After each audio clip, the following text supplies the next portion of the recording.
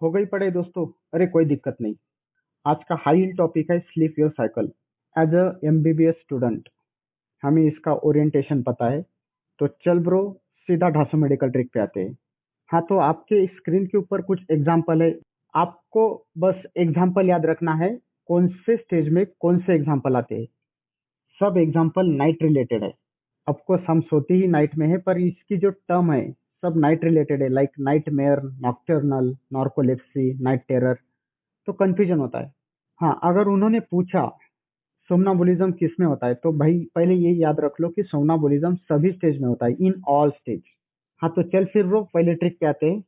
अगर एमसीक्यू में sleep terror या फिर नाइट टेरर के बारे में पूछ रहे, तो आंसर करना है एनआरएम स्टेज 3 या फिर 4। देख भाई, ये जो टेरर वाले वर्ड है ना, स्लीप टेरर या फिर नाइट टेरर, इसका नाइट मेयर के साथ कंफ्यूजन नहीं होना चाहिए। इसमें सीधा सीधा लिखा है टेरर बोल के। तो टेरर कौन सा भी हो सकता है, स्लीप टेरर हो सकता है या फिर नाइट टेरर हो सकता है। अब इसको कैसे याद रखोगे? देख भाई, जब भी मैं टेरर टेरर नाम सुनता हूँ तो मुझे मुंबई का टेरर अटैक याद आता है, जो कि 26/11/2008 में हुआ था। Normally most of the time जो भी टेरर अटैक होते हैं ना, वो रात में होते हैं, क्योंकि रात में सब सो जाते हैं तो उनको चांस मिलता है टेरर अटैक करने के लिए। तो मुझे पता है मुंबई का अटैक जब भी हुआ था वो रात में हुआ था 3-4 बजे। अब इतना भी आपको नॉलेज है ना, तो आपका ये एमसीक्यू सॉल्व हो जाएगा। अगर आप पढ़ोगे पढ़ोगे तो कुछ दिन बाद भूल जाओगे। तो याद रख लो, टेरर अटैक रात के 3 या फिर 4 बजे हुआ था, 3-4 बजे हुआ था। तो यहाँ करेक्ट आंसर क्या होगा? एनआरएम स्टेज 3 या फिर 4। तो ये हो गया टेरर अटैक। चल ब्रो, अगले ट्रिक पे आते हैं। अगला एग्जांपल है नॉक्टर्नल एनयूरोसिस। इसका करेक्ट आंसर होगा एनआरएम स्टेज 3 एंड 4, या फिर 3 और 4 में से जो भी एग्जाम में आ जाएगा वो। हाँ, तो इसको कैसे याद रखोगे? ये नॉक्टर्नल एन्यूरोसिस जो है, देख भाई इजी है। अगर रात में आप वॉशरूम जा रहे हो 1 या 2 बार तो ठीक है, पर आप 3-4 बार जा रहे हो तो वो अब नॉर्मल है। या फिर छोटे बच्चे ज्यादा बार जाते हैं, ऐसे याद रख सकते हो। हाँ, तो 3-4 बार जाते हैं एनआरएम स्टेज 3 और 4। इसका एग्जाम्पल क्या है? नॉक्टर्नल एन्यूरोसिस। या फिर नॉक्टर्नल एन्यूरोसिस कौन से स्टेज में आता है? तो एनआरएम स्टेज 3 एंड 4। जब भी ये टर्म सुनोगे नॉक्टर्नल एन्यूरोसिस, तो वॉशरूम याद आनी चाहिए, और वॉशरूम में 3-4 बार जाता है बंदा या फिर वो बंदी। फिर आता है सोमनोलोकी। सोमनोलोकी मतलब नाइट टॉकिंग। और हम सबको पता है, हम आप आजकल मोबाइल में 3-4 बजे तक बातें करते रहते हैं। तो ये भी याद रख लो, एनआरएम स्टेज 3 एंड 4। हाँ, तो टेरर अटैक हुआ, वॉशरूम जाना हुआ, यानी कि नॉक्टर्नल एन्यूरोसिस या फिर सोमनोलोकी, इन सब के एग्जाम्पल, ये जो सब एग्जाम्पल है ये एनआरएम स्टेज 3 एंड 4 में आते हैं।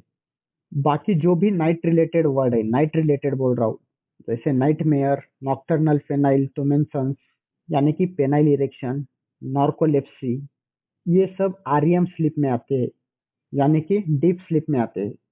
नेक्स्ट एग्जाम्पल है ब्रक्सिज्म। ब्रक्सिज्म यानी टीथ ग्रिंडिंग, जो कि एनआरईएम स्टेज 2 में आता है।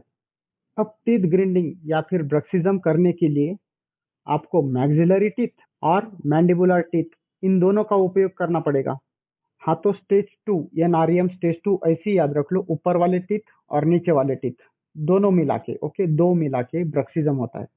तो ये होगा एनआरईएम 2। अब आते हैं वेव्स के ऊपर, sleep waves, alpha beta theta delta. पहली ट्रिक है बीटा वेव्स के बारे में। इसका लोकेशन है, मतलब best recorded at frontal region. और इसकी रिएक्टिविटी कब होती है? अडल्ट विथ आइज ओपन, मतलब आइज ओपन रहती है, क्लोज नहीं रहती बीटा वेव्स के वक्त। अब कुछ दिन बाद हम भूल जाएंगे कि भाई बीटा वेव्स के वक्त आइज क्लोज रहती है या फिर ओपन रहती है। तो इसकी ट्रिक बता रहा हूँ। बीटा की स्पेलिंग क्या है? BETA, beta wave. इसको हिंदी में कैसे बोल सकते हो? बेटा। बेटा बेटा कौन बोलता है? मम्मी बोलती है। तो जब भी मम्मी बेटा बोलती है, मोस्ट ऑफ द टाइम उसकी आंख खुली ही रहती है बेटे की। तो ये हो गई आपकी पहली ट्रिक, बेटा waves adult with eyes open. अब वो बेटे को बुलाती है, बेटा इधर आ जा, और मम्मी उसको टीका लगा देती है। टीका टीका लगाएगी तो कहाँ लगाएगी? फ्रंटल रीजन के ऊपर। तो इसका दूसरा एमसीक्यू ये हो गया। लोकेशन क्या है इसका? Best recorded at frontal region. ये हो गया बीटा वेव्स। अब बीटा वेव्स को ध्यान से देखो, मतलब 1 और 3 को अगर मिलाया जाए तो बी लेटर फॉर्म होता है। तो 1 एंड 3 मतलब 13। तो याद रखो 13 मोस्टली इसकी फ्रीक्वेंसी रहती है मोर देन 13 या फिर ग्रेटर देन 13। ओके, ये फ्रीक्वेंसी है इसकी। अब आते हैं डेल्टा वेव्स के ऊपर। जब भी आप डेल्टा वेव्स सुनोगे तो D for delta, D for deep sleep. और डीप स्लीप में कौन सी वेव्स रहती है? REM sleep. ये भी याद रख लो, आरईएम मतलब डीप स्लीप। डीप स्लीप यानी कि D for delta, D for deep sleep. तो इसकी रिएक्टिविटी आपको पता चल गई कि डीप स्लीप में कौन सी वेव्स दिखती है? Delta waves. अब आपको लोकेशन याद रखना है। अगर आप डीप स्लीप में हो तो आप कैसे सोओगे? आपके ऑक्सीपिटल रीजन की साइड से। थोड़ी देर बाद आप आपकी साइड चेंज करके टेम्पोरल रीजन पे आ जाओगे, यानी कि इसका लोकेशन क्या होगा? Occipito temporal.